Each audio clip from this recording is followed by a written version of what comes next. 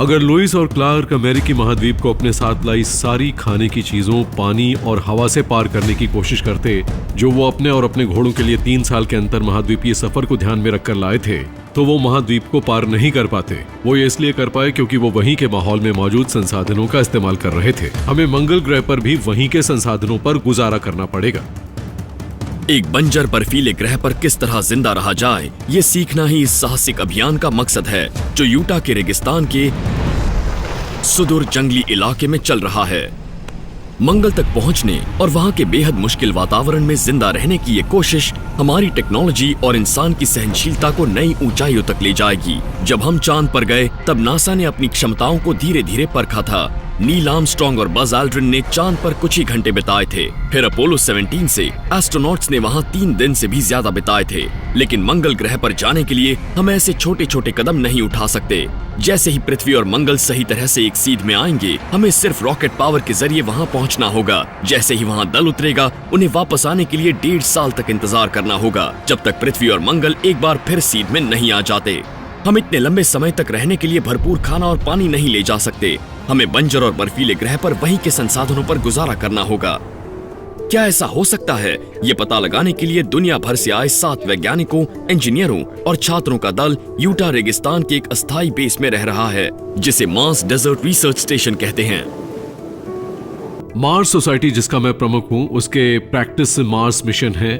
एक आर्कटिक में है, दूसरा अमेरिका के रेगिस्तान में, जहां हम अलग अलग समय के लिए दल भेजते हैं। ज्यादातर 2 हफ्तों के लिए, लेकिन कई बार 4 महीनों के लिए भी। अब 1 साल के लिए भेजना चाहते हैं और हम उस इलाके को अच्छी तरह समझने का कार्यक्रम करने को कहते हैं, जैसे वो मंगल पर काम कर रहे हो। ये है वो छोटा सा प्यारा सा घर उन 18 महीनों के लिए। दल के सदस्य 1300 स्क्वायर फुट की इस तंग जगह में खाते, सोते और काम करते हैं, सिर्फ चुनिंदा जरूरी चीजों के साथ। हमारी खुराक खास तरह की है, सब कुछ डिहाइड्रेटेड है, इसलिए खाना बनाने के मामले में समझदारी जरूरी है, क्योंकि ये 2 हफ्तों का मिशन है। दल के लोग पानी बड़ी किफायत से इस्तेमाल करते हैं, नहाना तो दूर की बात है। हम वाकई ऐसा महसूस करना चाहते हैं, रहना चाहते हैं जैसे हम मंगल पर रह रहे हों, ताकि एक दिन हम अपने लिए ये मॉडल बना सकें जिससे हम असल में मंगल पर रह सकें। कोई भी बिना स्पेस सूट पहने बाहर नहीं जा सकता। ठीक है। अंतरिक्ष के चाहने वालों को यह सब एक नाटक सा लगे, लेकिन इस सिमुलेशन के पीछे एक अहम मकसद छिपा है। ये उस अहम टेक्नोलॉजी को विकसित कर रहे हैं जो हमें मंगल पर जिंदा रहने के लिए चाहिए। ये रेगिस्तान जैसी लगने वाली इस जगह से पानी हासिल कर रहे हैं। मंगल असल में बहुत सूखा बंजर दिखता है, लेकिन सबसे कमाल की बात यह है कि वहाँ हमने पानी ढूंढ लिया है, जो इंसान के वहाँ जिंदा रहने का अहम जरिया है। Aeronautical engineer Vibha Shrivastava Utah रेगिस्तान में मिट्टी के नमूने इकट्ठा करने जा रही हैं, जो हैरत अंगेज रूप से मंगल ग्रह की मिट्टी से मिलते जुलते हैं।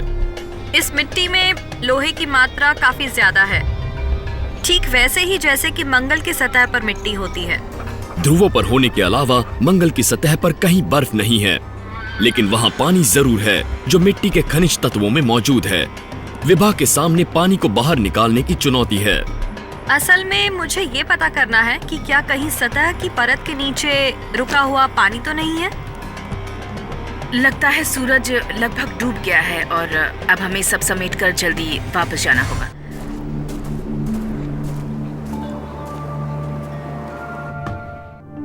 मंगल पर जीने के लिए सभी जरूरी संसाधन मौजूद हैं और इसलिए टेक्नोलॉजिकल सभ्यता भी मौजूद है।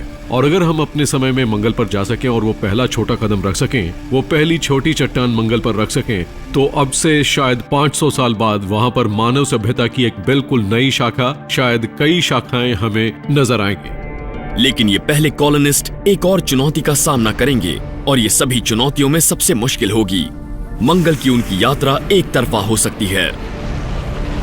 मंगल मिशन की मुश्किल है वापस आने के लिए जरूरी ईंधन और रसद।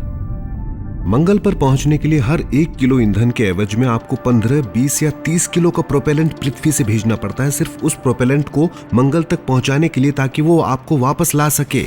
अगर आज हम मंगल पर नहीं पहुंचे हैं, तो उसकी यही सबसे बड़ी वजह है। वो टेक्नोलॉजी जिससे वापसी की यात्रा संभव हो सके, उसे विकसित होने में अभी कई साल लगेंगे। अगर आपको वापस लौट के ना आना पड़े तो ये और भी आसान हो जाता। और इस तरह अचानक पूरा मिशन संभव हो जाता है। लेकिन अब आपको ऐसे लोग चाहिए जो अपनी बाकी की जिंदगी उन छोटे से बंद केबिन में गुजारने को तैयार हो, वो भी उस वातावरण में जहां बाहर निकलते ही 3 सेकंड में उनकी मौत हो जाएगी। माने या ना माने, लोग ऐसा करने के लिए अपना नाम दर्ज करवा रहे हैं और एक उद्यमी का दावा है कि वो लोगों को बाकी किसी से भी जल्दी वहाँ पहुँचा सकते हैं। बहुत सारी वजहों के चलते मैं मंगल पर जाना चाहती हूँ। हम ऐसी टेक्नोलॉजी हासिल करने के करीब हैं जिससे हम मंगल पर पहुंच जाएंगे और वहां मानव बस्ती बनाना शुरू कर देंगे। लेकिन नासा और स्पेसएक्स की इंसानों को मंगल तक पहुंचाने की योजना में कम से कम 2 दशक लगेंगे, क्योंकि वो एक पहेली का जवाब अब भी ढूंढ नहीं पाए हैं, वहां से लोगों को वापस लाना। बैज लैंड्सडॉर्फ, जो मार्स 1 नाम के स्पेस एक्सप्लोरेशन कॉरपोरेशन के जनक हैं, सन 2024 तक लोगों को मंगल तक ले जाने की योजना बना रहे हैं। लेकिन कैसे? असल में वो लोगों को वापसी यात्रा का विकल्प नहीं देंगे। मार्स 1 एक मिशन के तहत स्थायी करार कर रहा है, सिर्फ एक तरफा यात्रा का, क्योंकि सिर्फ एक तरफा यात्रा से ही ये मुमकिन हो सकेगा। बैज ने ये जान लिया था कि अपनी जिंदगी में मंगल पर इंसानी बस्तियां बनाने के लिए वहां से पृथ्वी पर वापसी की यात्रा से जुड़ी परेशानियों को दरकिनार करना होगा।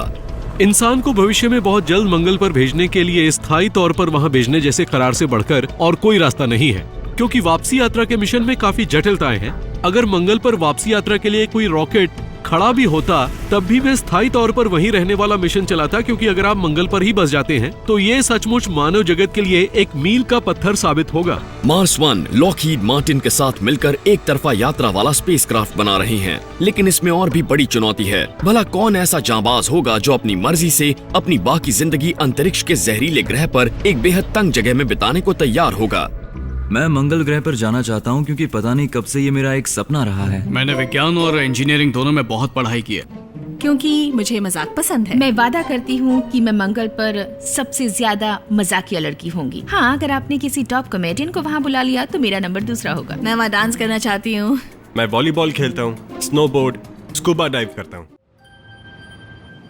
हम ऐसे लोगों को ढूंढ रहे हैं जिनकी मानसिकता अच्छी हो और जाहिर है उनकी सेहत अच्छी होनी चाहिए, वो स्मार्ट होने चाहिए, क्योंकि हम उन्हें कई नए हुनर सिखाएंगे। बैज मंगल पर फिल्माए दृश्यों पर आधारित एक रियलिटी टीवी शो के प्रसारण अधिकार बेचकर इस ट्रिप के लिए पैसे जुटाने की योजना बना रहे हैं। उनके पास अभी से लगभग 2 लाख लोगों की अर्जियां आ चुकी हैं और वो उनमें से 24 फाइनलिस्ट को चुनने में लगे हैं। मीड मैकॉर्मिक को अभी एक सेमीफाइनलिस्ट चुना गया है। मैंने अभी California institute of the art से ग्रेजुएशन किया है। क्या अपने परिवार से आपका संपर्क रहता है? हाँ, बेशक। मैं अपनी माँ से तकरीबन हर दिन बात करती हूँ, हर दूसरे दिन पापा से भी, और मेरे कोई भाई बहन नहीं है, बस वो दोनों ही हैं। अच्छा, अगर आप उन्हें कभी वापस ना देख पाए तो मार्स 1 के एस्ट्रोनॉट मंगल पर जाने से पहले 4 लोगों के दल में 10 साल तक ट्रेनिंग करेंगे। मंगल पर बेस बनाने के कुछ सालों बाद अगला दल उनके साथ शामिल होने के लिए आएगा।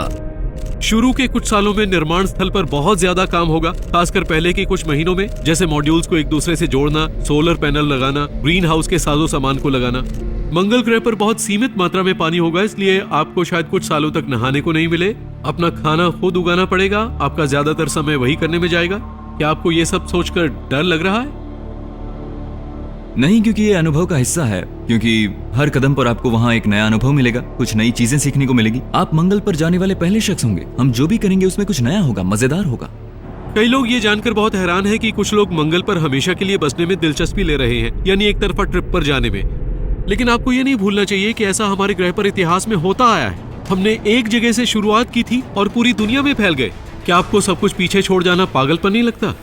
नहीं, मुझे नहीं लगता, लेकिन जैसा मैंने कहा कि दुनिया को आगे ले जाने के लिए इस तरह की अजीबोगरीब चीजें करना बहुत जरूरी है। सदियों से हम ऐसे सपने देखने वालों को पागल कहते आए हैं जब तक उन्होंने कुछ हासिल नहीं कर लिया।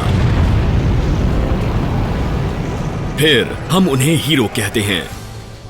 हो सकता है 100 साल बाद हम उन्हें मंगल ग्रह पर फलती फूलती मानव बस्ती के जनक कहकर पुकारें। अमेरिका का निर्माण करने की कोशिश में कई लोगों ने अपनी जान कुर्बान कर दी थी, ये जानते हुए कि ज्यादातर मामलों में मरने की संभावनाएं ज्यादा थीं, बजाय इसके कि वो घर बैठे रहते। ये दरअसल वक्त की पुकार है। मेरा मतलब है इस वक्त को हमेशा याद रखा जाएगा, क्योंकि ये पहली बार होगा जब हम एक दूसरी दुनिया की तरफ कदम बढ़ाएंगे, और मुझे यकीन है कि हम जरूर बढ़ाएंगे। हमारे सामने बहुत जोखिम और टेक्नोलॉजी से जुड़ी रुकावटें हैं, लेकिन कुछ भी हमें मंगल तक जाने से नहीं रोक पाएगा। मंगल हमारी किस्मत है, क्योंकि हमारी महान उपलब्धियां हमारे पीछे नहीं हैं, वो हमेशा एक कदम आगे होती हैं। अगर आप मंगल पर रहने जा रहे हैं तो ये हमारे उद्गम की दिशा में एक बड़ा कदम होगा। ये मानव जगत के लिए एक बड़ा कदम होगा और ये उस कोशिश का विस्तार होगा जो कोशिश हमारा मानव समाज पिछले 50,000 साल से करता आ रहा है। मंगल ग्रह पर पहला कदम रखने वाला इंसान आज जिंदा है। क्या वो आपका भाई है? क्या वो आपका कोई कजिन है? या क्या वो आप खुद हैं?